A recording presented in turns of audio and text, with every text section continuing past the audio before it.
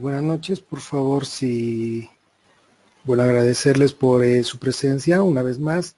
Hoy comenzamos el último módulo del diplomado, ¿ya? Hoy nos toca esta semana, estas clases, este módulo nos va a tocar hablar sobre los esquemas de intervención en las dificultades específicas del aprendizaje. ¿Ya? Vamos a tratar de hacer el complemento de todo lo que hemos podido ver en el anterior módulo y nos va a poder ayudar y nos va también, espero que pueda brindarles todas las herramientas posibles para ya iniciar en el trabajo del día a día, ¿no? Donde ustedes, después de tener un informe con un diagnóstico bien estructurado, ya podamos dar el siguiente paso, ¿no? Que es ya elaborar el programa de intervención. Para el programa de intervención, obviamente, hay que considerar ciertos aspectos que los vamos a ir viendo en la clase de hoy.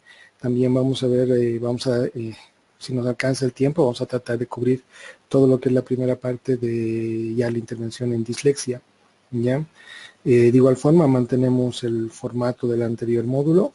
Vamos a tratar de hacerlo más dinámico en la medida de que esto sí exige un poquito más del trabajo de ustedes como profesionales, especialistas que puedan ya puedan generar materiales que vayan acorde a las necesidades de cada uno de sus pacientes, ¿no? Respetando la individualidad, como ya hemos aprendido más antes. Bien, entonces empezamos. Para una intervención en un DEA, ¿no? Primero tenemos que entender que es una dificultad, ¿no? El concepto como tal. Esto es, revisamos un poquito para ya entrar en materia y ponemos de qué dificultad hace referencia a un retraso evolutivo, ¿no? Y por ende tiene un carácter de tipo funcional, ¿no? A diferencia de lo que se conoce el trastorno, que se relaciona más con una alteración o incapacidad en el plano orgánico, ¿no? Ahí está una diferencia muy grande, ¿no? Ahora, sin embargo, hay que matizar que orgánico no quiere decir biológico, en el sentido de que las dificultades sí pueden tener un sustrato biológico.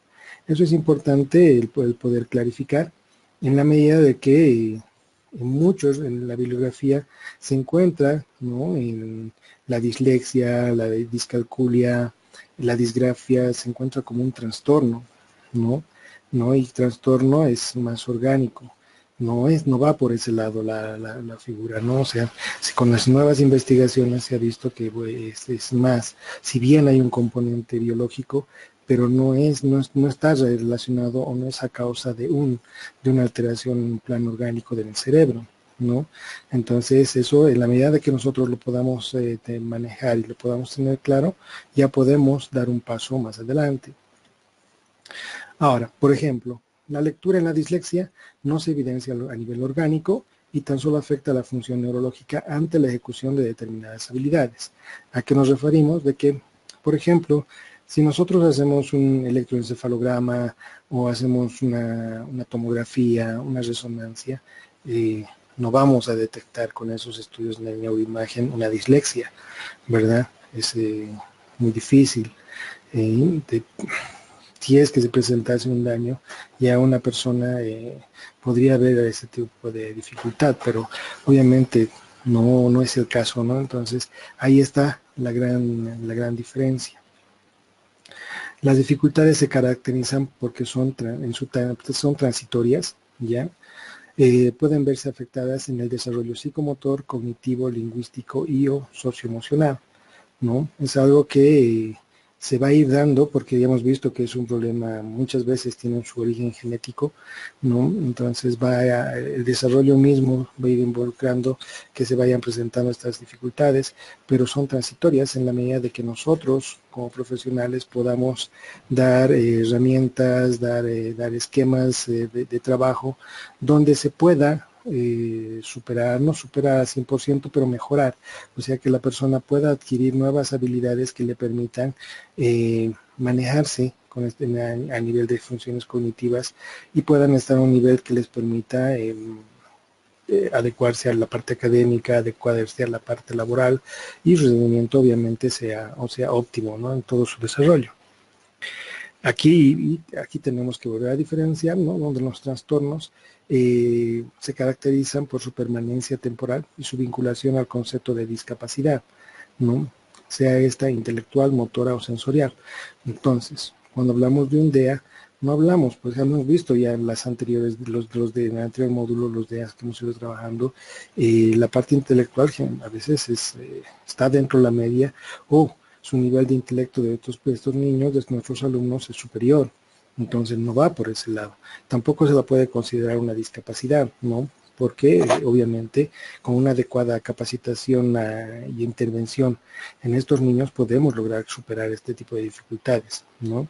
Entonces ahí como que nace la gran diferencia al momento de hacer intervención en las DEAs, ¿ya? Ahora, ¿cómo podemos diferenciar? ¿Cuáles son las características que nos van a dar esa opción de poderlas diferenciar de manera muy clara a nosotros mismos como profesionales y también a la familia y a los otros profesionales, ¿no? En la medida de que toda la información que nosotros podamos adquirir las tenemos que sociabilizar. En la medida de que eso va a ayudar a que tanto padres de familia, las mismas personas, los mismos alumnos u otros profesionales empiecen a modificar los esquemas de igual manera y empecemos a tomar buenas decisiones, todo en función de nuestros pacientes, ¿no? De nuestros niños. Entonces, vemos las dificultades de aprendizaje se van a caracterizar que es un único ámbito afectado, son manifestaciones evolutivas, el cociente intelectual es normal o alto, lo que veíamos diciendo, y no hay manifestación orgánica, ¿no? No vamos a encontrar una lesión en el cerebro que nos refiere y nos diga si se está presentando por esto, ¿no? Por este tipo de lesión. A diferencia de los trastornos del desarrollo, ¿no? Donde se ve más de un ámbito afectado, hay manifestaciones patológicas clínicas, el cociente intelectual es normal, anormal, bajo o bajo, ¿no? Y tienen un sustrato etiológico orgánico, ¿no? Aquí en trastorno y hablamos de que algo en el cerebro no está bien orgánicamente, no está funcionando como debería, ¿no? Entonces esto nos va a servir, nos va a ser nuestro punto de partida para poder ver en qué medida nosotros podemos ayudar y coadyuvar a nuestros alumnos. Ahora, algo que también es importante el poder diferenciar al momento de hacer intervención en las DEAs es saber diferenciar entre lo que es una estimulación cognitiva y lo que es una rehabilitación cognitiva, ¿no? Estimulación cognitiva es las actividades que van a fortalecer y o mejorar el desempeño de componentes o de sistemas cognitivos. Ahí hablamos de todas las funciones cognitivas, ¿no? Atención, memoria, lenguaje, funciones ejecutivas, ¿no? Etcétera, y todas las funciones. Esto se da en personas sanas que no han sufrido ningún tipo de lesión. Eso es importante, ¿no? O personas que en forma congénita padecen algún daño en el sistema nervioso central. Esto puede darse tanto en niños como adultos, ¿no? Entonces, ahí está la principal diferencia. Ahora, veamos qué nos dice que es la rehabilitación cognitiva, ¿no? Y que implica el restablecer una función o funciones que se alteraron por alguna lesión adquirida, sea esto un daño cerebral o alguna enfermedad neurodegenerativa. Este concepto de rehabilitación es más amplio porque implica la estimulación cognitiva, pero además también implica intervenir en la conducta, en la cognición, lo afectivo emocional, lo social y la inclusión ocupacional. Como ven, son dos cosas diferentes. En este caso, lo que nos toca va más relacionado con lo que es estimulación cognitiva, ¿no? Vamos a fortalecer, vamos a mejorar el desempeño, vamos a brindar nuevas herramientas a nuestros alumnos que les va a permitir poderse adecuar, poderse nivelar o poderse adaptar a entornos específicos, ¿no? Entonces eso es un gran apoyo, que en el tiempo podemos lograr que estas personas se sientan funcionales, se sientan efectivas al momento de poder acceder tanto a una vida académica como a una vida laboral. Ahora, vamos, por favor, les voy a pedir, he traído este video para que podamos ir analizando algunos aspectos importantes, ¿no? Que van a ser, que los vamos a ir manejando en la presente clase. Por favor, les pido que lo puedan ver con mucha atención.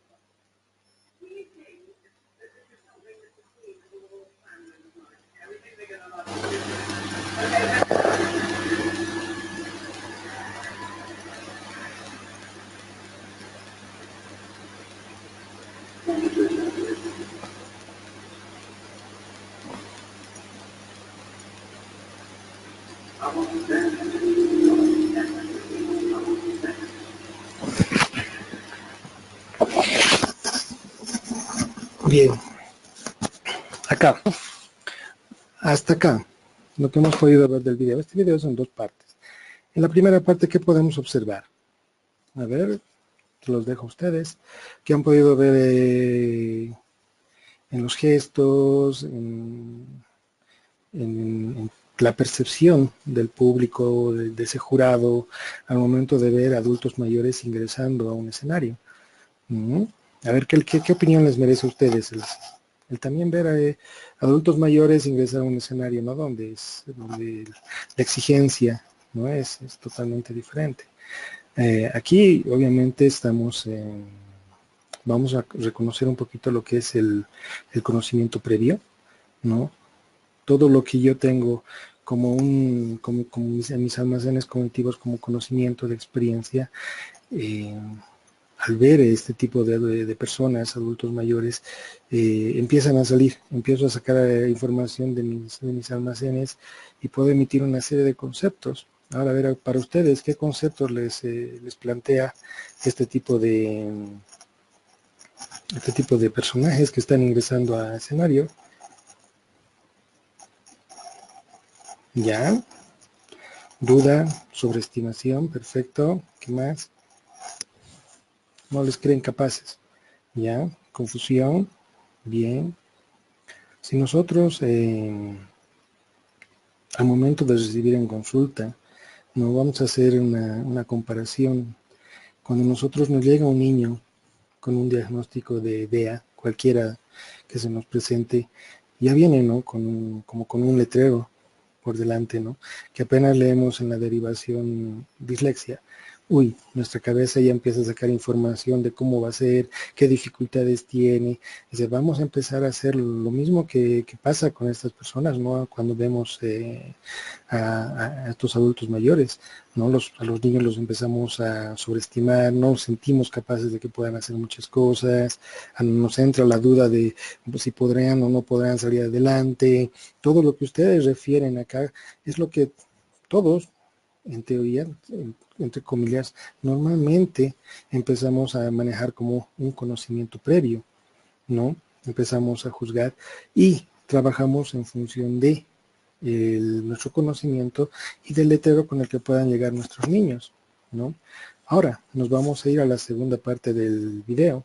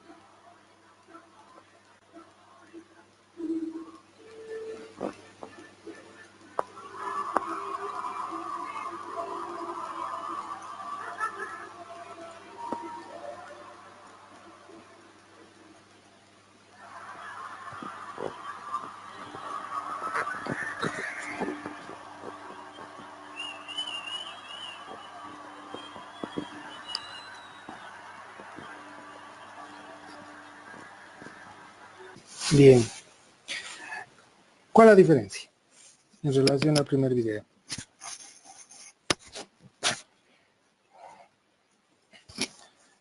Sí, estamos mirando las capacidades, la energía, las destrezas, ¿correcto?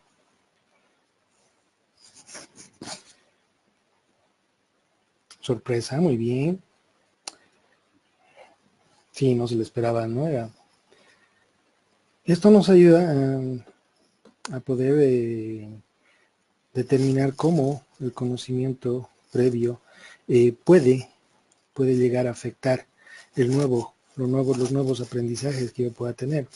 Acá este video me pareció muy interesante el poderlo compartir con ustedes, en la medida de que rescato dos posiciones bien interesantes, ¿no? Cuando nosotros hacemos la comparación de estos adultos mayores con nuestros niños que ingresan a consulta con un letrero y con un diagnóstico, es eso, ¿no? Ya apenas cruza la puerta y ya tenemos un conocimiento previo que nos va a marcar cómo lo debemos trabajar. Pero también nos demuestra de cuando a un niño con estas características se le da, podemos recurrir a su conocimiento previo, se les da la oportunidad, se rescata sus capacidades, se les da la oportunidad de poder hacer modificaciones, se les da herramientas, vemos cómo los resultados nos pueden llegar a sorprender, porque se desenvuelven como cualquier otra persona, con las mismas condiciones, con la misma energía, con la misma motivación, y los resultados son óptimos, ¿no? Entonces ahí está lo importante para nosotros, el poder ver, si hacemos una comparación, cómo nosotros podemos lograr modificaciones y cómo podemos lograr que esos niños en el tiempo puedan provocar lo mismo, ¿no? Sorpresa, puedan demostrar gratificación, puedan mostrar avances que les permitan poder desenvolverse en las tareas del cotidiano, ¿no? Y darles la oportunidad de poder también competir en esto, competir en el día a día con sus pares ya en diferentes niveles, ¿no? Y también por otro lado a nosotros al momento de aprender como jueces tenemos que modificar muchas veces este conocimiento previo, porque el conocimiento previo muchas veces nos limita, ¿no? Al poder hacer algo más, al dar un paso más, ¿no? Pero cuando nosotros como jueces damos una oportunidad y abrimos la posibilidad, ¿no? La esperanza a los niños, a nuestros pacientes, carambas, en el tiempo podemos lograr muchas cosas importantes, ¿no? Entonces, es importante el hecho de poder, y también quiero que valoren, ¿no? La importancia del trabajo que nosotros podemos hacer, de cuál importante es el hecho de sentirnos esos profesionales capacitados de poder brindar la oportunidad, de darle las posibilidades, de abrir las puertas a nuestros niños, a nuestros alumnos, para que puedan, de igual manera, puedan crecer, puedan desarrollarse, puedan competir y puedan demostrar todas sus capacidades, y ver que todas las personas tenemos las capacidades, muchas veces no tenemos las oportunidades, y eso es lo que determina nuestro rendimiento en el día a día, ¿no? Bien, entonces una vez que hemos visto el video, ahora tenemos que considerar que para iniciar cualquier tipo de programa de intervención se debe considerar la disparidad entre el conocimiento previo que poseen los alumnos y el conocimiento que se espera y necesita que tengan para que funcionen efectivamente en un proceso, ¿no? Porque los niños también, si se ponen a pensar, ya vienen con esa carga, porque casi todos, el casi 99%, desde la familia ya los tratan con la etiqueta que tienen, ¿no? No los ven como niños, entre comillas, normales, lo ven como niños enfermos, no que tienen problemas. Entonces, ahí los niños mismos, los mismos pacientes, los mismos alumnos, ya llegan con un conocimiento previo, ¿no? De todo lo que han aprendido en la última temporada, en esos últimos 2, 3 años de aprendizaje hasta que llegan al especialista.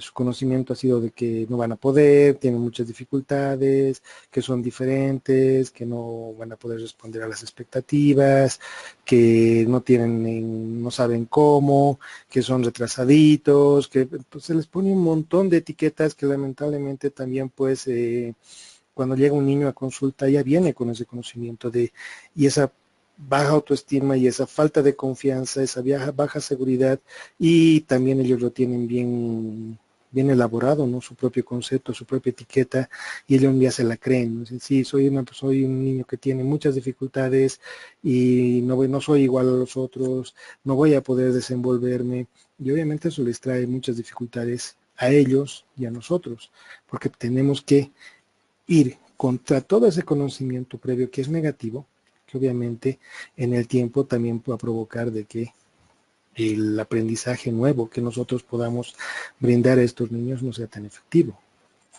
¿no? Por eso mencionamos, cuando sobreestimamos el conocimiento previo de nuestros alumnos, corremos el riesgo de construir un nuevo conocimiento sobre bases endebles, que no beneficiarán su proceso de aprendizaje. Hagan de cuenta que vamos a construir sobre piso falso.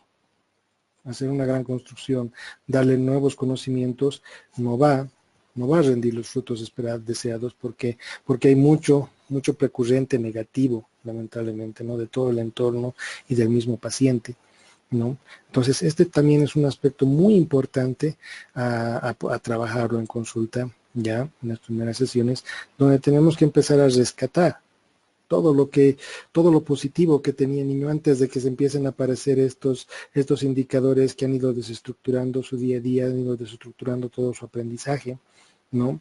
Porque si ustedes ven, antes de detectar estas dificultades, los niños, cuando están en la casa, hacen muchas cosas, son inquietos, vamos a descubrir que estos niños con DEAS tienen muchas fortalezas, tienen muchas cosas importantes, rescatables dentro de cada uno de ellos, de sus características propias, que es un conocimiento previo muy proactivo, ¿no? Pero ¿qué pasa cuando ya empiezan a aparecer los indicadores? También lamentablemente empiezan a aparecer los dedos, ¿no? Que van a ir marcando, que los van a ir fichando, que los van a ir encasillando. Entonces, ya de ahí empieza el conocimiento previo negativo, que lamentablemente eso es lo que va a llevar a que estos niños no lleguen a consulta, ¿no? Entonces, esto es importante al momento de trabajar la parte de estimulación. El conocimiento es una amalgama de hechos, conceptos, modelos, percepciones, creencias, valores, actitudes, muchos de los cuales son correctos, completos y apropiados para el contexto, otros son erróneos, insuficientes para los requisitos de un nuevo aprendizaje, ¿no?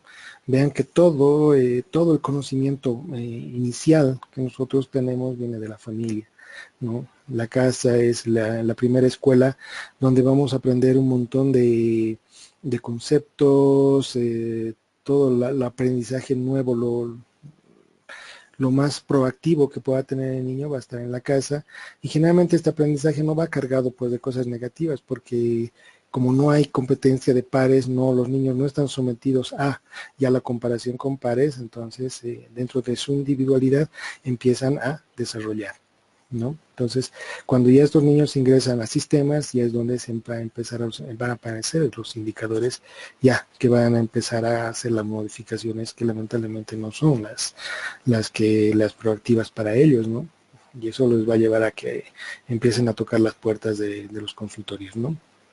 Este conocimiento tendrá una gran influencia en la manera como filtran e interpretan la información nueva que están recibiendo, ¿no? Para que vean esa contraposición de en casa ser alumnos, ser niños con todas las herramientas, con mucha motivación, con energías.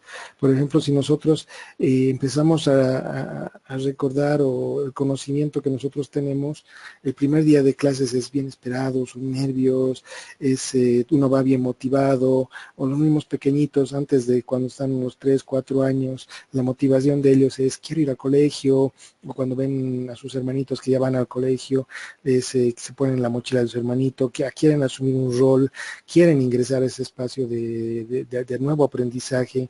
La motivación es muy grande, el conocimiento, se preparan, todo ese conocimiento previo es proactivo, es positivo, y eso, esa predisposición, ¿no? Ahí es donde tenemos que empezar a trabajar, ¿no? Toda esa motivación, todo lo que él le llevaba y le gratificaba el poder de dar un paso más y de poder ingresar a, ¿no? Eso es lo más importante donde debe iniciar un proceso de estimulación. Porque después de ese paso, cuando ya los niños ingresan a sistemas de evaluación, lamentablemente pues ahí viene, ¿no? Empieza, como dijimos, ¿no? Ya empiezan a aparecer todos los indicadores, empiezan a aparecer todos los problemas, empiezan a aparecer todos las críticas, empiezan a aparecer todas las malas notas, el bajo rendimiento, y eso, ahí está el punto de inflexión, ¿no? Y lamentablemente cuando nos llegan a consultorio, lo que decíamos, ya nos llegan con toda una carga totalmente negativa.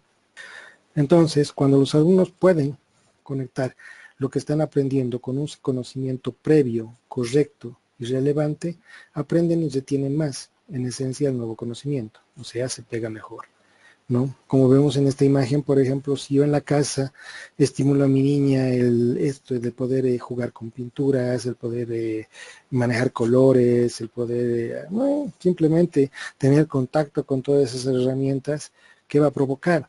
¿No? Que cuando mi hija ingrese a un sistema ya de educación más formal de aprendizaje, ya pueda desenvolverse. ¿Por qué? Porque ha tenido un aprendizaje, un conocimiento previo muy importante, que ha sido muy motivador, ha sido muy gratificante, y eso va a llevar a que todo lo que aprenda como nuevo conocimiento también sea de manera proactiva, ¿no? Esto es, entre comillas, el conducto normal, el que se esperaría, ¿no? Entonces, la tarea de estimulación será el de activar conocimiento previo para ayudarlo a crear nuevas conexiones en su nuevo conocimiento. Entonces, tenemos que rescatar esto, porque una dislexia no la puedo descubrir al año, al año y medio, a los 2 años. No, una discalculia tampoco, una disgrafia tampoco, ¿no? Es más adelante.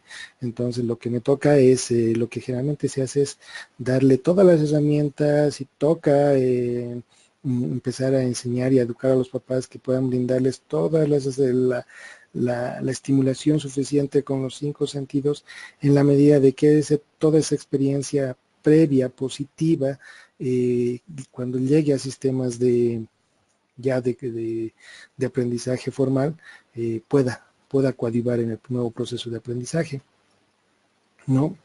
Ahora, al momento de poder indagar a este nivel de todo lo que es un conocimiento el previo, tenemos que saber diferenciar, ¿no?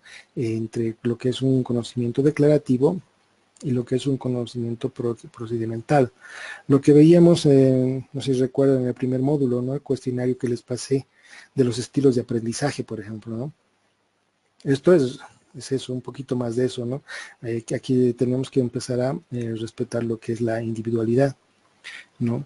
Hay niños que tienen muchas herramientas y son muy hábiles con la parte declarativa, ¿no? Que es otro tipo de aprendizaje, y otros que con el conocimiento procedimental se desenvuelven muy bien con las manos, con el qué hacer, con las tareas en el ejemplo, la copia, la imitación, ya, pero con materiales, ¿no? Entonces, estas herramientas también nos van a permitir indagar por dónde nosotros tendríamos que armar nuestro programa de intervención, ¿no? Viendo las potencialidades, viendo las fortalezas de nuestros niños. Entonces, tanto el conocimiento declarativo como el procedimental no son la misma cosa, ¿no? Ni nos permiten realizar las mismas clases de desempeño, ¿no? Es importante el poder conocer este tipo de conocimientos en nuestros niños, ¿no? Al momento de iniciar cualquier tipo de programa de estimulación. Entonces, el conocimiento previo va a tener dos vertientes que nos van a poder, dos conclusiones que nos van a poder manejar, ¿no? Al momento de poder trabajar con nuestros alumnos. Cuando nuestro conocimiento previo es activo, suficiente, apropiado, correcto, obviamente eso va a ayudar al nuevo conocimiento, ¿no? Pero cuando es inactivo, insuficiente, inapropiado, incorrecto, va a retrasar el conocimiento, ¿no? En la medida de que obviamente la motivación va a ser totalmente diferente. No sé si recuerdan también, ¿no? Algún video que compartimos en el anterior módulo, donde veíamos, ¿no? Un niño con dislexia, cómo es que tiene que pasar el día a día. El colegio necesita mayor cantidad de horas de trabajo, pues se priva de recreos, llega a la casa y la está esperando la tutora, que es más horas de trabajo, ¿no? Entonces se dan cuenta cómo se va generando ya los antecedentes y cómo el cerebro va adquiriendo conocimiento, va adquiriendo aprendizaje, pero de que es incorrecto, ¿no? Porque lamentablemente todo lo que puede ingresar de ahí para adelante va a ser negativo, ¿no? Vamos a tener muchas dificultades para que nuestros programas de intervención sean exitosos. Generalmente estos programas de intervención van a fracasar, ¿no? Porque también debemos considerar que tanto los niños como los padres de familia, los profesores y todo el sistema mismo va a esperar mucho de los procesos de estimulación. Y si esos procesos no responden a la expectativa, entonces es una evaluación y una crítica muy fuerte al profesional, ¿no? Porque no se ha cumplido con las metas, porque no se ha logrado superar todas las dificultades que se han visto presentadas en el niño, ¿no? Entonces, y no es porque el programa haya sido mal elaborado, mal establecido, sino que estamos descuidando este aspecto que consideramos, bueno, en la experiencia, consideramos que es muy importante el poderlas manejar. Entonces, espero que esta parte motive también a ustedes como profesionales al momento de poder hacer intervención, indaguemos un poquito más. Por eso es importante, ¿no? En el anterior módulo poderles mostrar cuál es la importancia de poder no solo quedarnos con una anamnesis, ¿no? Sino dar unos pasitos más adentro, ingresar a cómo es la familia, ingresar al colegio para ver cómo se va desenvolviendo el niño y ir viendo con qué carga, con qué información previa nos está llegando el niño a consulta, ¿no? Y eso nos va a dar también la posibilidad y la fortaleza de poder hacer las modificaciones necesarias al momento de elaborar nuestro protocolo de intervención. De ahí viene toda la importancia de hacer ese trabajo previo, ¿no? Ahora, algo que es muy importante también considerar es la actitud, ¿no? La actitud nuestra como profesionales, ¿no? Contar con un adulto que cumpla el papel de mentor supone de gran ayuda para los alumnos con DEA, ¿no? Entonces, nosotros como profesionales tendríamos que empezar a hacer la modificación en nosotros mismos, ¿no? Eso implica mayor trabajo, sí, pero en el corto y mediano plazo va a ser un trabajo que va a rendir buenos frutos, ¿no? Entonces, el conocer todas las potencialidades, conocer todas las dificultades, me va a permitir diseñar un método de aprendizaje o darles las nuevas herramientas, pero con una mayor posibilidad de éxito al momento de poderlas plantear, ¿no? Entonces, aquí, esto ya es para nosotros. Nuestra actitud tiene que ser totalmente diferente y no tendríamos que basarnos mucho en los carteles que vienen pegadas al pecho de nuestros niños, ¿no? Que ya con un diagnóstico que muchas veces es el incorrecto, ¿no? Ahí la importancia y la responsabilidad de nuestro trabajo al momento de hacer una muy buena intervención, tanto en diagnóstico como en estimulación, ¿no? Bien, ahora vamos entrando más en nuestros DEAs, que es lo que nos toca ahora ver cómo nosotros vamos a ir trabajando con estos niños, ¿no? Como ya hemos visto, tenemos que conocer más a nuestros pacientes. Y el conocer más va a implicar, pues, empezar a reconocer las fortalezas comunes que generalmente se van a presentar en nuestros pacientes. En este caso vamos a hablar de los disléxicos, ¿no? Niños que tienen problemas de dislexia. Entonces, como fortalezas, ¿qué podemos ver? Estos niños, estos alumnos son pensadores innovadores y bastante imaginativos, ¿no? Como si recuerdan, en el anterior módulo, el hemisferio que más trabaja en estos niños es el derecho, ¿verdad? El derecho es el artístico, el que genera ideas, el que va a trabajar con el espacio, ¿no? Con los colores, con la música. Entonces, de ahí que estos niños tienen esa fortaleza, esa capacidad, ¿no? De poder a trabajar imágenes en su cabecita de una manera impresionante. Tienen muy buena visualización y habilidades espaciales, ¿no? Como veíamos ahí, como vemos en la gráfica, en la foto, ¿no? Con frecuencia son creativos, un buen sentido del color y la textura, pueden destacar en el arte, diseño y la fotografía, ¿no? Esto es importante, ¿no? Por ejemplo, en otros espacios, en otros países, ya se hace esto precisamente a muy corta edad, ¿no? Donde se va a empezar a reconocer ya, o se van haciendo evaluaciones para poder determinar cuáles son las aptitudes, cuáles son las mejores herramientas que tienen los pequeños para poderlos estimular en esas áreas, ¿no? Y obviamente en el tiempo tener profesionales que respondan a las expectativas, pero ya haciendo lo que a ellos más les gusta y donde sabemos que van a obtener un buen desempeño, ¿no? Entonces no se olviden, todas estas fortalezas van a ser muy importantes al momento de poder establecer mis herramientas, mis elementos, mis ítems para poderlos trabajar con nuestros alumnos. ¿Qué fortalezas más tienen los alumnos con dislexia? Piensan en imágenes, eso es algo que no se nos tiene que olvidar. Aspecto que es más rápido y más multidireccional, ¿no? Ahí hay un montón de herramientas que nosotros podemos proporcionar o cómo podríamos trabajar, ¿no? Ellos tengan en cuenta que primero, si ellos reciben una palabra, van a recibir una imagen. La imagen la van a codificar y la van a convertir en palabra. Y para emitir respuesta, igual, hacen el mismo proceso, ¿no? Lo convierten en imagen y la van a poder plasmar, ¿no? Se le da muy bien con lo verbal, ¿no? Son esos niños que tienen esa capacidad de poder comunicarse, son los niños que hablan bastante en el aula, pueden defender realmente haciendo chistes o están buscando la forma de llamar la atención, ¿no? Destacan por la habilidad que tienen, y nosotros tendríamos que aprovecharnos de esa habilidad para poder incluso dentro del aula o aconsejar a los pedagogos, aconsejar a los maestros que a estos niños se les pueda abrir esos espacios donde se puedan desenvolver ya de manera proactiva. Puede que sean aptos para las artes escénicas, ¿no? Son esos niños que destacan. Si nosotros vamos un poquito a la historia, vamos a ver que muchos artistas reconocidos han tenido un diagnóstico positivo de dislexia, ¿no?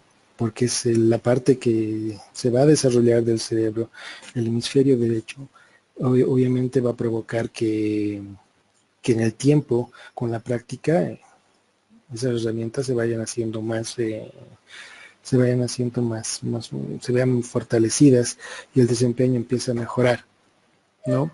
Son holísticos, van en imagen de conjunto, ¿no? Es importante, pueden realizar varias tareas a la vez, son personas muy dinámicos, son niños muy dinámicos. Si ustedes tienen la experiencia y han trabajado con estos niños, inmediatamente estoy seguro que se les va a venir nombres, ¿no? De niños, y vamos a empezar a ir viendo cómo estos niños tienen esas fortalezas que muchas veces no son reconocidas y no son valoradas, ¿no?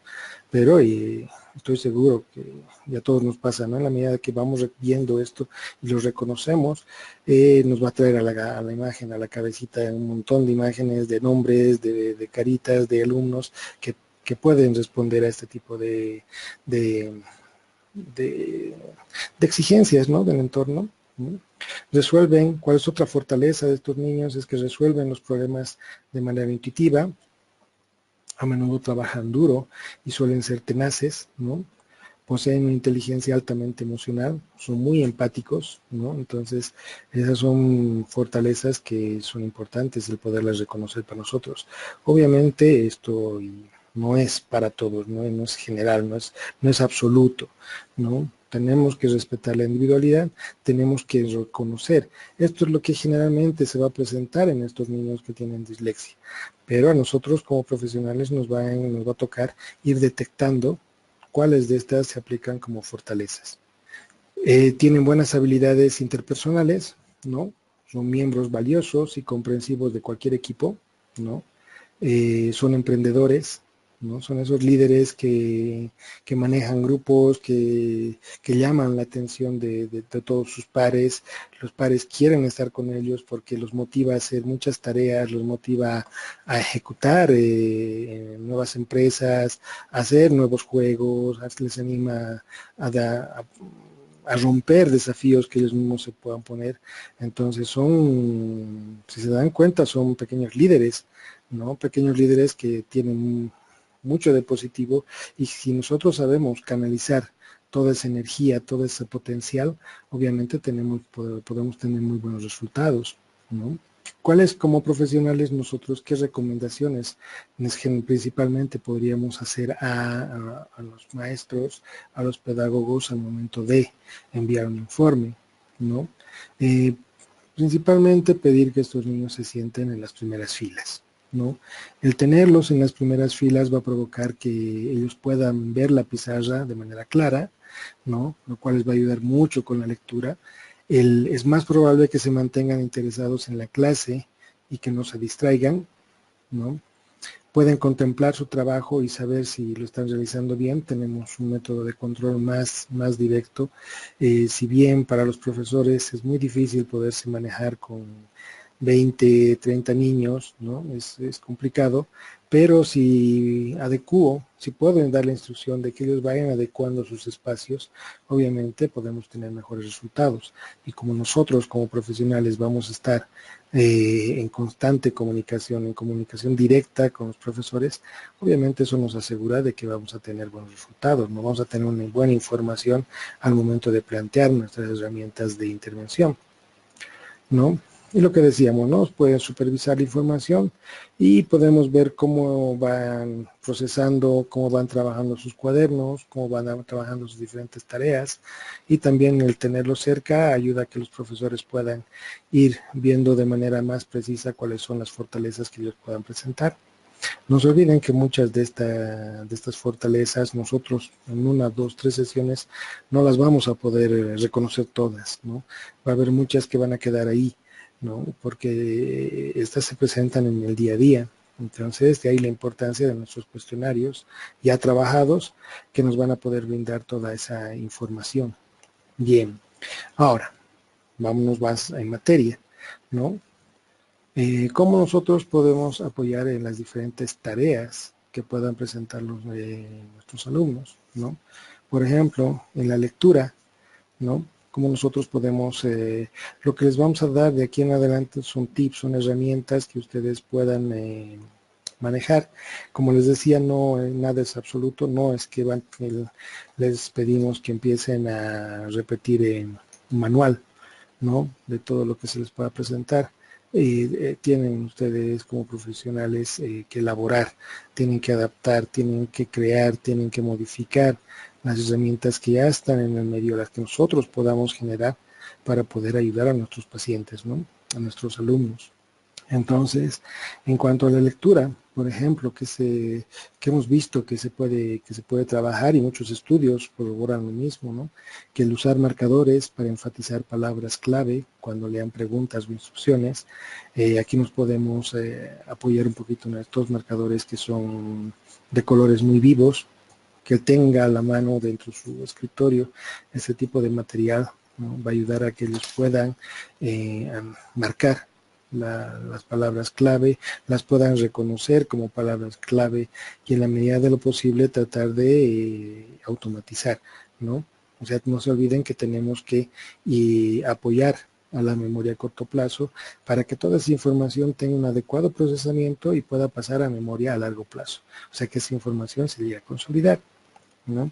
Como vemos también en la foto, ¿no? Crear o usar unas reglas para no perderse en el texto, ¿no? Eso es muy importante, ya que hemos visto también en el anterior módulo que la vista generalmente si presenta algún tipo de dificultad, las letras van a sufrir en la percepción que toda la información que llega a nuestro cerebro van a sufrir cambios, modificaciones, se van a ver torcidas, se van a ver inclinadas, van a modificar su posición, van a empezar a rotar. Entonces, para evitar todo eso, para ayudar un poquito más a que podamos superar este tipo de dificultades, se les hace una cartulina, como vemos en la imagen, ¿no?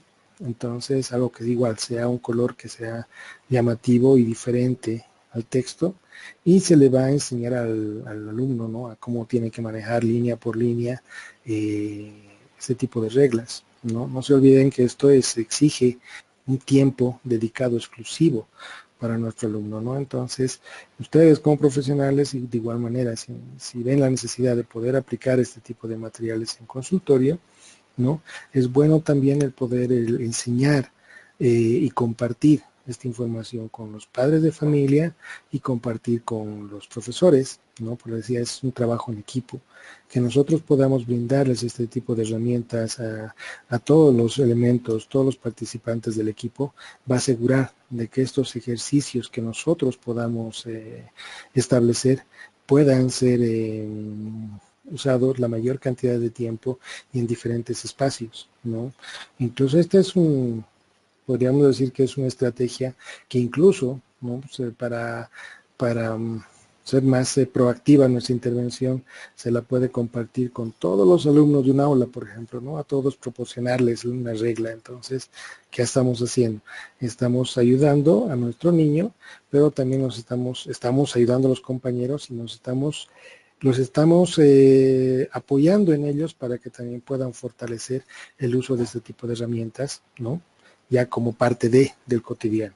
Entonces, con cada uno de los ejemplos se van a dar cuenta que se puede hacer un montón de cosas, se puede utilizar esas herramientas en diferentes espacios, con diferentes personas, y es simplemente acá nuestra creatividad la que va a hacer la diferencia, ¿no?, al momento de poder trabajar con nuestros alumnos.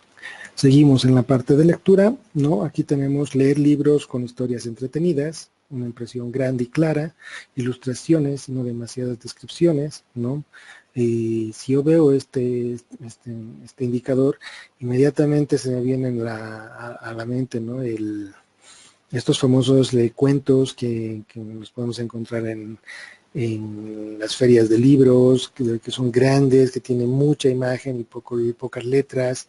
La verdad que ahora se le está dando mucha importancia al momento de poder establecer otra vez el hábito de lectura en nuestros niños, ¿no? Y estas herramientas, estos elementos que podemos encontrar en el mercado, nos pueden ayudar en el cotidiano, a nosotros en consulta, a los papás y a los profesores, ¿no? El poder tener ese material o poderlo imprimir. El Internet también va a ser una herramienta fundamental en este módulo, porque vamos a darnos cuenta y vamos a encontrar un montón de material que vamos a poder modificar, que vamos a poder adaptar para aplicarlo a nuestros niños.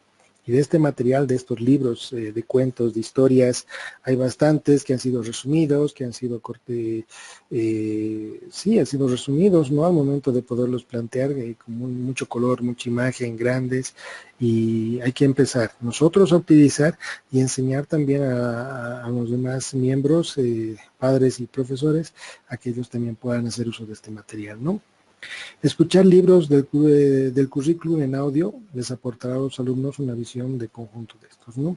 Entonces, esto ya es un poquito más elaborado, en la medida de que generalmente este trabajo se hace con los tutores de aula, ¿no?, donde se pide una autorización a los profesores para que poderlos grabar, ¿ya? Y esta misma información poderla trabajar después en aula, ¿no? No se olviden que si nosotros optamos o logramos provocar un nuevo aprendizaje utilizando la mayor cantidad de los sentidos, estamos ingresando por varias vías. Entonces, esas vías nos van a servir de soporte al momento de consolidar información.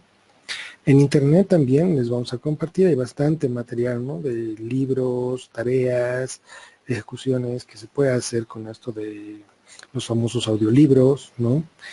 O nosotros crear nuestros propios audios con tareas más precisas, con instrucciones más claras, más cortas, de acuerdo a las necesidades de mi niño, de mi alumno. Entonces, como les digo, cada uno de estos elementos tiene una gran variedad de implicaciones, gran variedad de modificaciones que se puedan hacer al momento de establecer un nuevo material. Pero en lectura es algo que eso nos va a ayudar, ¿no? En lectura también podemos trabajar el fondo, el color, el tamaño de la fuente. Se pueden ajustar en la pantalla del ordenador si es necesario, ¿no? Como vemos, vuelve a aparecer acá dos herramientas, ¿no? Una que es la tecnología, que son las computadoras, y otra es el material impreso que nosotros podamos generar. Obviamente el poder pedir a los profesores que puedan hacer este tipo de material es un poco complejo, ¿no? En nuestro medio, pero nosotros con los papás podemos gestionar todo esto para poder trabajar y poder elaborar material, más si tenemos un apoyo de un educador que vaya de compañía en clases y que pueda hacer todas estas adaptaciones. No, pues aseguramos que los resultados también en el tiempo sean efectivos, ¿no? Usar un software de texto a voz les ayudará a escuchar el texto en voz alta. De esta forma podrán realizar los ejercicios requeridos, habiendo entendido el pasaje o instrucción en cuestión, ¿no? De igual manera, en uno de los capítulos en el que vamos a trabajar, vamos a ver cómo se hace, cómo se aplica lo que es tecnología al momento de hacer estimulación. Entonces, todo esto lo vamos a trabajar, les vamos a dar nombres, les vamos a dar direcciones, les vamos a dar nombres, y también a ustedes les va a pedir que empiecen a investigar, y si conocen podamos compartir, ¿no? En la medida de que nosotros podamos manejar mayor cantidad, mayor volumen de información, tenemos nosotros también como profesionales mayores herramientas para poderlas aplicar a nuestros alumnos. Seguimos en las lecturas y que también debemos considerar al momento de hacer intervención. Animarles a leer atentamente y las veces que sea necesario para comprender lo leído, ¿no? Como vemos en las imágenes, ¿no? Ahí están los famosos cuentos que actualmente tenemos en el mercado, son de mucha ayuda, ¿no? Y aquí es también una herramienta que se aplica, es el hecho de poder hacer lectura doble, ¿no? Donde yo, por ejemplo, algo similar a lo que vemos en la imagen, ¿no? Yo tengo una copia del libro, mi hijo tiene otra copia, yo leo una frase y mi hijo vuelve a leer la misma frase, es como un eco, ¿no? Entonces es una herramienta también que ha dado muy buenos resultados, que nos da muy buenos resultados al momento de practicar la parte de la lectura, y mucho más con estos pacientes, ¿no? Vamos a encontrar, nosotros por el tiempo solo vamos a darle la mayor cantidad de indicadores que ustedes puedan aplicar al momento de hacer intervención, pero de igual manera, como les digo, el tiempo va a ser muy corto, entonces igual les vamos a proporcionar material para que vean que se puede hacer maravillas con cualquier tipo de material. Solo el límite que nosotros nos podamos poner va a ser el que determine, ¿no? Hasta dónde podemos avanzar y hasta dónde podemos generar herramientas para nuestros alumnos, ¿ya? Entonces estas son las que más generalmente se utilizan, las que se han visto que en el tiempo que han dado buenos resultados, ¿ya? Pero esto obviamente no cierra a que ustedes puedan o hayan aplicado o hayan encontrado nuevas estrategias, o que puedan encontrar un montón de estrategias gracias al internet, ¿no? Que tenemos ahora, la información. Utilizar letra clara y grande, lo que ya veíamos, ¿no? Que es importante. Los niños con dislexia necesitan hacer un reconocimiento de todos los elementos y poder en diferentes formas, diferentes fuentes, diferentes ubicaciones dentro de una palabra.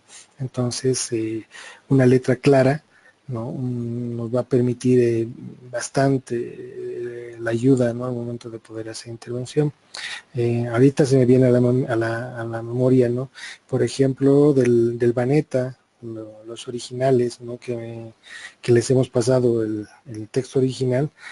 Si ustedes recuerdan, el tipo de letra no era muy clara, y se ha aconsejado que se puedan hacer al momento de que ustedes impriman, hacer el cambio de letra, porque había esa confusión, ¿no? De que no, se confundía la A, se confundía la E, ¿no? Había muchas letras que provocaban confusión. Si yo utilizo ese material con un niño que presenta una dislexia, pues ya tengo una variable que va a provocar que mis resultados sean negativos, ¿no? Así como ese texto, ¿no? Que ahorita se me viene como ejemplo, podemos encontrar muchos, ¿no?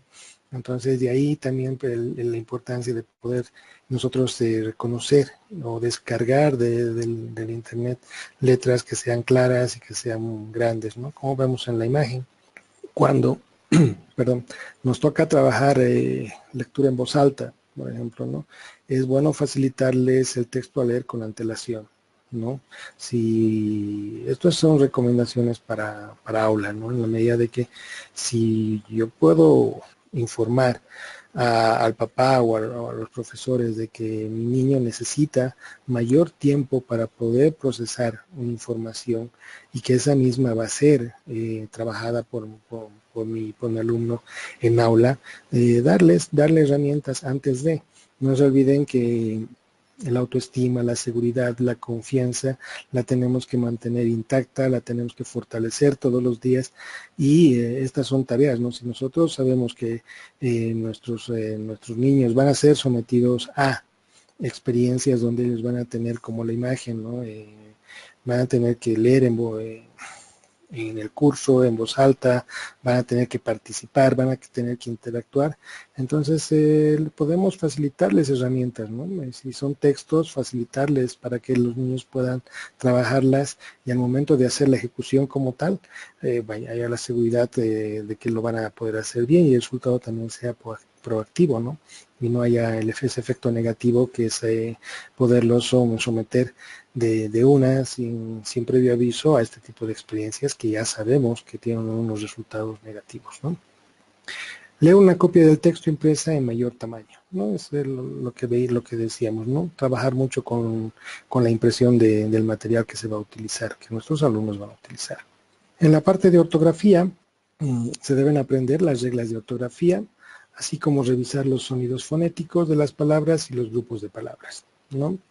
Esto es importante, acá también es importante si nosotros contamos dentro de nuestro equipo multidisciplinar un fonoaudiólogo, nos serviría de mucha ayuda en la medida de que él nos va a dar las pautas, de poder de ver cómo se debe trabajar esta parte, ¿no? De los sonidos, de las palabras, los grupos de palabras, que hemos visto, por ejemplo, en la experiencia de que cuando no tenemos nosotros como profesionales la experiencia, no tenemos el manejo, a veces también pues nos cohibimos, no sentimos esa seguridad al poder de vocalizar, al momento de hacer gestos en la cara, ¿no?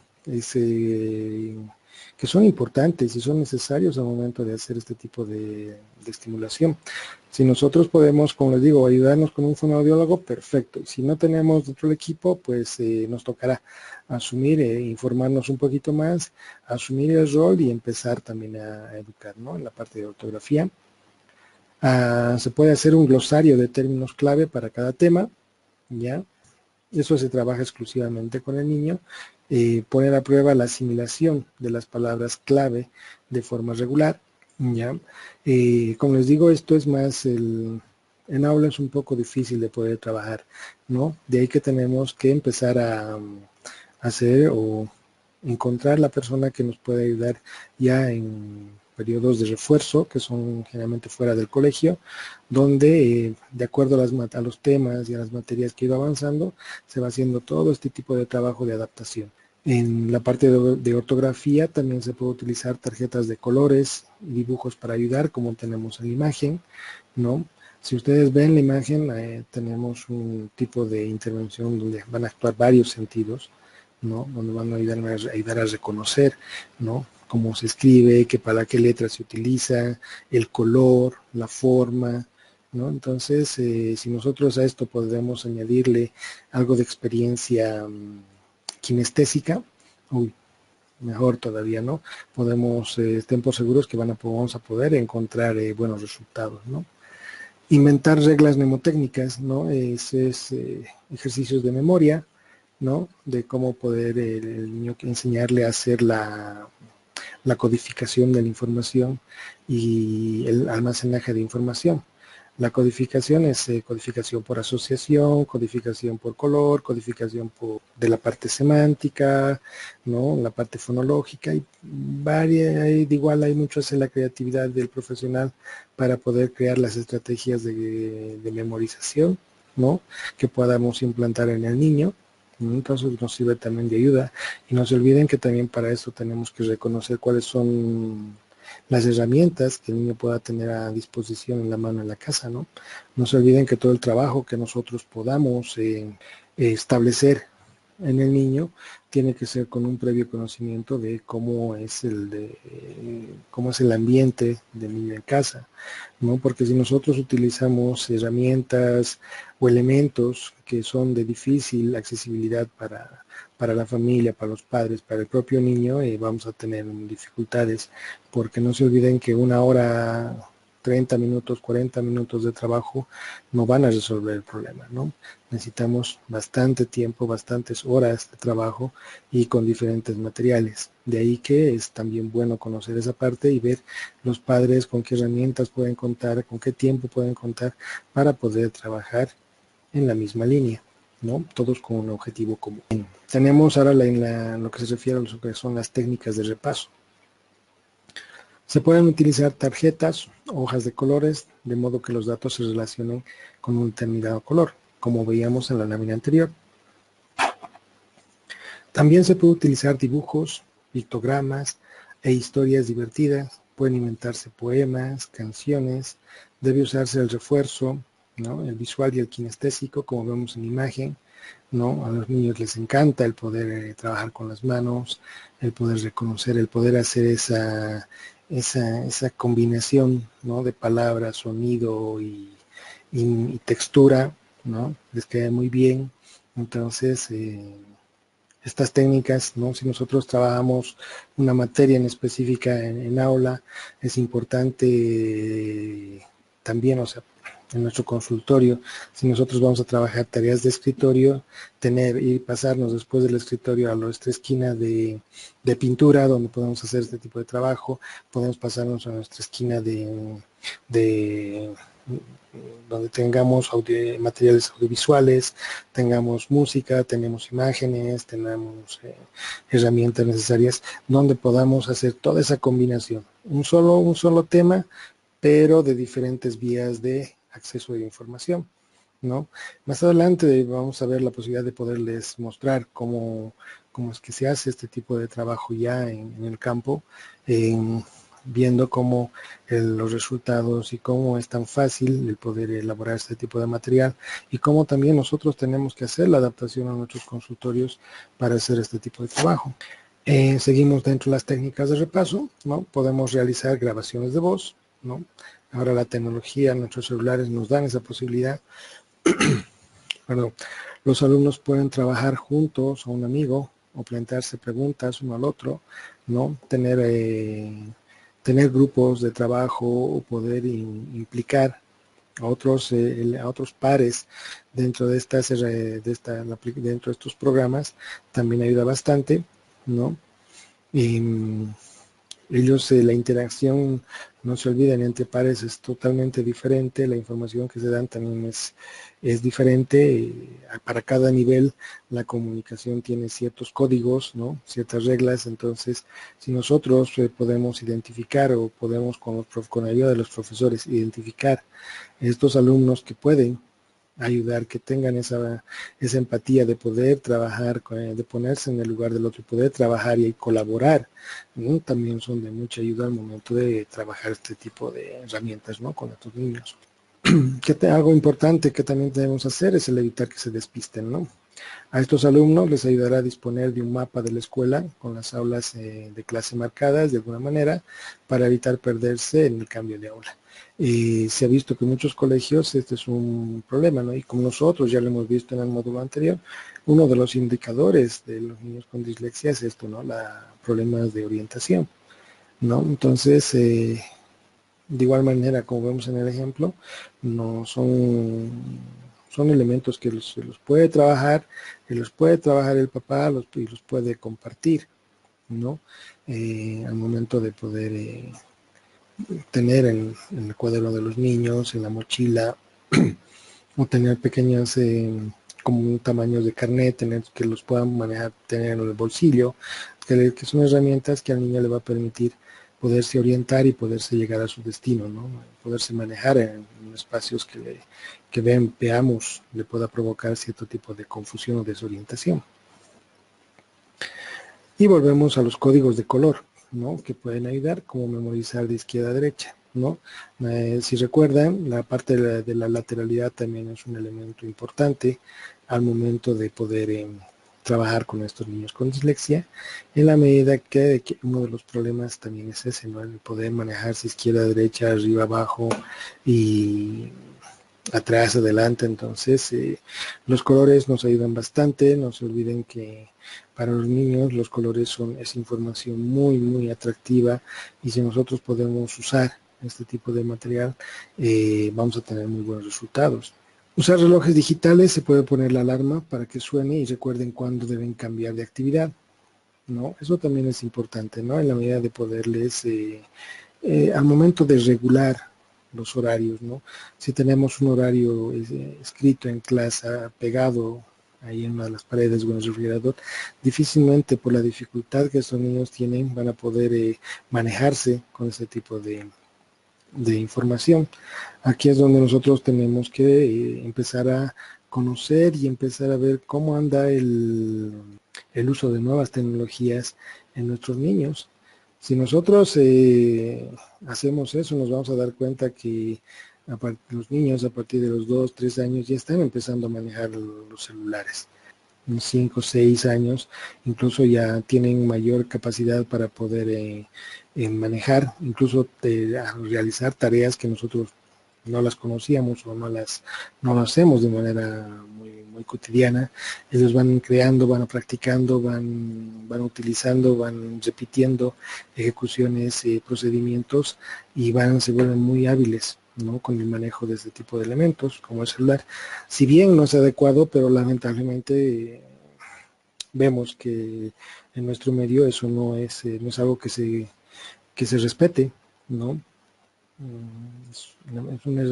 Es un elemento, el celular, que se les proporciona como un elemento distractor desde muy corta edad, y el manejo, simplemente irnos a una aula y preguntarles, les aseguro que ellos van a estar mejor informados que nosotros, o van a saber herramientas que nosotros ni siquiera las conocíamos, ¿no? Entonces, si tenemos este tipo de herramientas y hay la autorización por parte de los padres, se puede hacer uso de este material, ¿no? Estos relojes digitales, la bondad y la que tienen es la facilidad que tienen, es que se pueden programar diferentes alarmas en un solo día. Entonces esto nos da la pauta de que ese elemento, esa herramienta pueda hacer modificación de conducta, pueda hacerles el recuerdo durante todas las tareas, si es que nosotros nos olvidamos, ¿no? Estas las pueden ayudar de mucho en el día a día. Fuera de la escuela, utilizar planes de ruta o mapas dentro del papel como un formato electrónico, ¿no? Igual acá tenemos el formato impreso, que es el papel, pero también tenemos el formato electrónico, ¿no? Los famosos mapas, el famoso GPS, ¿no? Que es bastante utilizado actualmente. Evitar que se despisten, ¿no? El uso de tecnología, ¿no? Existen programas de revisión ortográfica, algunos funcionan fonéticamente, mientras que otros tienen un servicio de reproducción. Esto puede ser excelente porque le permite al alumno concentrarse en el contenido en vez de la ortografía, ¿no? Como vemos en la imagen, el uso de tablets, el uso de herramientas de esas características van a ayudar de que nuestro alumno empiece a focalizar su atención. Ahora, nosotros si nos adecuamos y si bajamos a un nivel de nuestros alumnos y vemos cómo ellos se van desenvolviendo en el día, en el cotidiano, vemos que si yo le pongo una tablet o un celular, puedo tener una atención selectiva en tiempo mayor a los 15, 20 minutos. A diferencia si yo les pongo un juego de mesa, ¿no? Que no motiva mucho, que no les llama mucho la atención, entonces la desestiman en muy corto periodo de tiempo. Entonces nosotros tenemos que, al momento de indagar, conocer a nuestro paciente, tenemos que ir viendo qué aspectos van son muy motivadores, muy gratificantes para ellos, y agarrarnos de estas herramientas para poder hacer todo nuestro material, ¿no? Aquí vemos claramente cómo una tablet puede, lo que puede provocar, ¿no? En una niña, ¿no? El hecho de que empiece a trabajar, se quede trabajando y nos preste la atención necesaria para poder hacer las modificaciones. De ahí que se han ido creando bastantes aplicaciones para este tipo de herramientas, de aparatos, que obviamente los vamos a ver más adelante, nos pueden ser de mucha ayuda, ¿no? Lamentablemente estos materiales no los podemos adaptar a nuestro entorno, necesitaríamos de otro profesional que sea especialista, ¿no? Entonces eso es más complicado todavía, ¿no? Entonces nos puede servir como ayuda, pero como apoyo, pero no tiene que ser el principal, ¿no? El software de reconocimiento de voz, lo que veíamos más hace un momento, es útil para los alumnos con dislexia grave, ya que el software reacciona a la palabra hablada y la convierte en texto escrito, ¿no? Ese es un software igual que es bien específico, ¿no? Los escáneres convierten las páginas a formato electrónico, de modo que el software de texto las puede utilizar. Estos son los programas OCR, ¿no? Creo, los que pueden hacer la conversión, ¿no? Cuando yo escaneo un libro y lo convierto a texto, lo que puedo editarlo y lo convierte a voz, ¿no? Entonces, es bueno también el uso de el conocer este tipo de herramientas que nos brinda la tecnología para poder hacer uso en un momento determinado. La organización es importante en nuestros niños con dislexia, ¿no? El guiar y ayudar al alumno con dislexia en la planificación con antelación de materiales a necesitar, actividades y las tareas que se vayan a realizar. Aquí les planteamos un modelo, ya. Ustedes pueden generar el modelo que ustedes consideren, y mucho también de acuerdo a las necesidades de sus alumnos, ¿no? Pero este modelo nos va planteando cómo es que se debería organizar, cómo es el día a día, respetando las horas, respetando las actividades, cómo debe ser, perdón, el trabajo del cotidiano, ¿no? Entonces, como si ven este ejemplo, tiene mucho color, ¿no? Tiene mucha imagen, son letras grandes, son letras fáciles de poderlas leer, ¿no? Y tienen además, nos motivan a hacer una interacción con el material, ¿no? Con la ayuda del velcro, ¿no? Entonces, como ven, esto es simplemente creatividad, ¿no? Es reconocer a mi paciente, respetar su individualidad y empezar a generarle materiales que le puedan ayudar, ¿no? Si no tenemos el acceso o todavía no está permitido el uso de tecnología, este tipo de materiales son de mucha ayuda, ¿no? Al momento de provocar organización o de educar la parte de organización en estos niños. Lo que hablábamos, ¿no? La parte de la distribución en clases, ¿no? Esta es una recomendación que casi es general para todos los autores, que recomiendan que los niños con dislexia utilicen los bancos de la primera fila, ¿no? Lo que veíamos, una visión clara de la pizarra, evitar la distracción, ¿no? Y principalmente supervisar el trabajo que ellos puedan realizar. Facilitar apuntes en clases, ¿no? Esto es un poco, como les decía, a veces es un poco difícil, ¿no? Porque esto es un trabajo adicional al que deberían hacer los profesores, pero eso es un poco difícil en nuestro medio poder organizar, ¿no?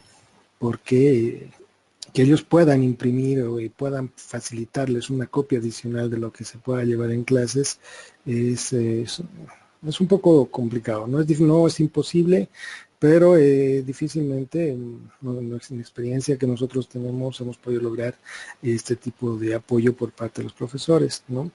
Entonces escribe a mano en la pizarra, asegurándose de que la letra sea clara, grande y fácil de leer, ¿no? Esto sí se puede trabajar con profesores, ¿no? Y pedirles de que puedan hacer algunas modificaciones al momento de impartir las clases. Sí, en esta parte hemos encontrado muy buena recepción por parte de los profesores, y han ayudado muchas veces y han colaborado al momento de hacer un uso más grande, ¿no? De todo lo que son letras, números, que pueda ayudar a la comprensión de nuestros niños. Utilizar distintos colores para cada línea o párrafo, de modo que disminuya las posibilidades de que los estudiantes se salten alguna parte, ¿no? Entonces, de igual manera, acá Tal vez desde ya nosotros como profesionales nos tocará empezar a conocer, empezar a buscar, empezar a ver qué opciones podemos tener en el mercado para poderlas compartir a los padres de familia, a los profesores. No se olviden que nosotros tenemos que tener toda esa información, porque es información que muchas veces por el uso, por la práctica, ellos no conocen, ¿no? Entonces nosotros tenemos que actualizar, tenemos que usar y compartir. No se olviden que aquí la información tiene que ser abierta para todos los elementos, todas las personas que quieran participar del equipo con un objetivo común. Entonces, la información tiene que ser fluida, la comunicación tiene que ser fluida, si queremos ver buenos resultados en nuestros niños. Sentarlos juntos a un compañero, bueno, ya hemos visto que eso es proactivo, ¿no? Sí tenemos que hacer una evaluación, o pedir que los profesores hagan una evaluación de cómo serían los grupos, los de pares, que podrían responder mejor al trabajo en equipo, ¿no? Tratar de evitar que escriban al dictado, ¿no? Porque vemos que ese es uno de los principales problemas, pero si es necesario escribir las palabras clave con ortografía inusual en la pizarra y muy rápido, ¿no? Es un poco difícil, pero como hemos visto casi en todas las láminas, el trabajo en equipo es fundamental para lograr éxito en nuestras intervenciones. De ahí que también es una recomendación, ¿no? Para los padres, recomendación para los profesores, de que respetemos los tiempos necesarios para nuestros niños con dislexia en la medida de que ellos pueden resolver problemas, solo que necesitan ese espacio, esa posibilidad de poder digerir la información, de poderla procesar en la información, en la medida de que en sus tiempos, respetando sus tiempos, podamos encontrar resultados, ¿no? Entonces, eso también es válido al momento de hacer intervención. Procurar que las frases sean cortas y claras, ¿no? Espaciar bien la información, utilizar el doble espacio, ¿no? Esto ya puede ser en el trabajo en la carpeta o en los cuadernos cuadriculados o en la parte de la computadora, ¿no? En el teclado, en los programas mismos se les puede hacer crear sus espacios. Y lo que ya veíamos, ¿no? Que es importante, los tipos de fuente, que sean sencillos y que sean claros. Utilizar un tamaño de fuente grande, ¿no? 12, 14 puntos y espaciado, ¿no? Lo que se podría hacer. Y también tenemos ahí un ejemplo, ¿no? De cómo nosotros podríamos, dentro de la computadora, podemos espaciar, ¿no? Las letras, que también ayudaría de gran manera a estos niños, ¿no? Fragmentar la página con títulos, con negrillas, subtítulos y índices, ¿no? Utilizar en la computadora sí tenemos la facilidad de poder manejarnos con negrillas, con cursivas, con colores, ¿no? Entonces, hacer un uso adecuado de este material va a ayudar bastante. Utilizar pictogramas para hacer índices, ¿no? Estos pictogramas de igual manera tenemos un montón, una gran variedad, una gran cantidad en internet, entonces es algo que se puede descargar, ¿no? Y a nosotros también nos exige, ¿no? El hecho de que podamos capacitarnos, de que podamos estar también a la par de lo que es la base de la tecnología, ¿no? Todo lo que se va encontrando y se puede encontrar, descargar del internet. Añadir en las explicaciones diagramas, pictogramas y otros marcadores visuales, ¿no? Eso es importante, hay que utilizar hojas grandes o papelógrafos, o tener en casa una pizarra, o en el consultorio igual tener este material, pizarras grandes o pizarras con data, ¿no? En la medida donde podamos jugar con todos estos elementos que nos van a ayudar al momento de hacer nuestras sesiones, ¿no? La impresión en papel de colores, de igual manera, ahora en el mercado tenemos esa facilidad de poder acceder a todo este material. Dividir la tarea en pequeños y manejables fragmentos, ¿no? Esto ya es igual, es enseñarle a los papás o al niño el hacer este tipo de divisiones, por jugar con otra vez la agenda, ¿no? Con ahí cada fechas para cumplir con las tareas, ¿no? Eso es más organización con agenda, organización con un calendario, con un horario, ¿no? Y lo que, bueno, se hace actualmente casi en la mayoría de los colegios, ¿no? El uso de las agendas, ¿no? Ahí tendríamos que pedir a los profesores que nos puedan ayudar, donde puedan brindar la información suficiente y clara hacia los padres para que ellos también puedan apoyar dentro de la casa, ¿no? Disponer de un número de teléfono de algún compañero al poder telefonear si llegar a casa necesitamos aclarar algo, ¿no? O sea, esto es algo que nosotros le enseñamos a los papás al momento de poder hacer la intervención, ¿no? Que ellos tengan esa comunicación fluida con otros compañeros, que tratar de minimizar al máximo la pérdida de información que se pueda dar desde el colegio hasta la casa, en la medida de que esto va a provocar, va a permitir que los niños puedan cumplir con las tareas requeridas durante el día a día. Al revisar los deberes, corregir el contenido, no la ortografía, ¿no? Ya sabemos que uno de los problemas es la ortografía, vámonos a trabajar más en la parte del contenido. Evitar tachar cada uno de los errores ortográficos, es preferible que escribas la versión correcta al margen o debajo, ¿no? Aquí, por ejemplo, vamos a ir en contra de la educación clásica, ¿no? Donde antes se utilizaba bastante el lápiz rojo o el bolígrafo rojo para resaltar los errores que podamos tener. Acá tenemos que ser más proactivos, tenemos que ser más asertivos al momento de poder hacer las correcciones necesarias.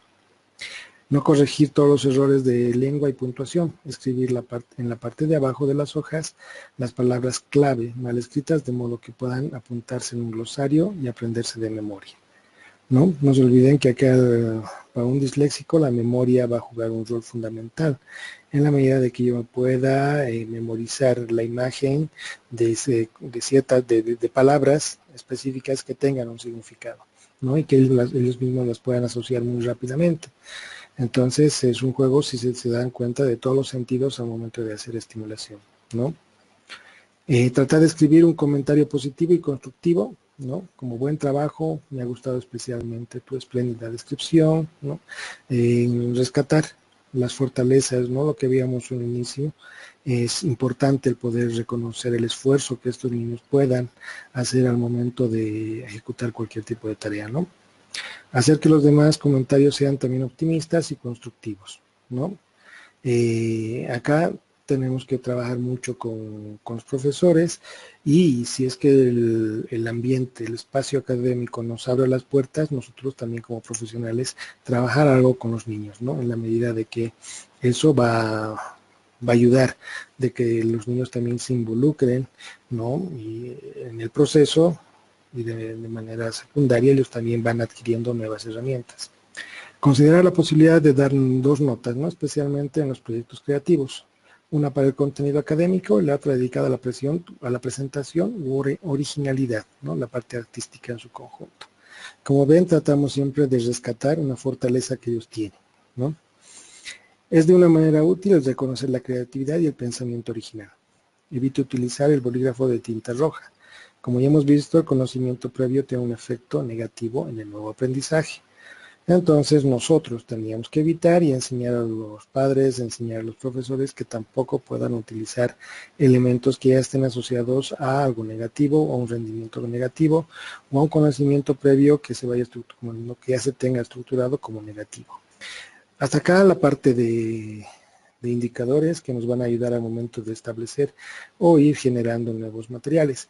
Lamentablemente el horario otra vez es nuestro enemigo. La siguiente vamos a irnos más a la parte práctica. Ya les vamos a compartir material de trabajo. Vamos a ver algún material audiovisual que podamos generar para que esta información quede clara. Y pues nada, ¿no? Solo agradecerles una vez más por su atención y esperamos que la siguiente también ya les vamos a dar el esquema de trabajo de cómo cómo van a ser los elementos de trabajo del módulo, cuáles van a ser los puntajes y para empezar ya que ustedes empiecen a generar el material en la medida de que no se puedan acumular mucho para el final. Ya, agradecerles su presencia y ya saben, estamos a su disposición mediante el WhatsApp para aclarar cualquier duda, cualquier consulta al momento de poder hacer todo el trabajo que conlleva de aquí en adelante en el presente módulo. Muchas gracias y muy buenas noches y nos vemos el día jueves para nuestra siguiente clase.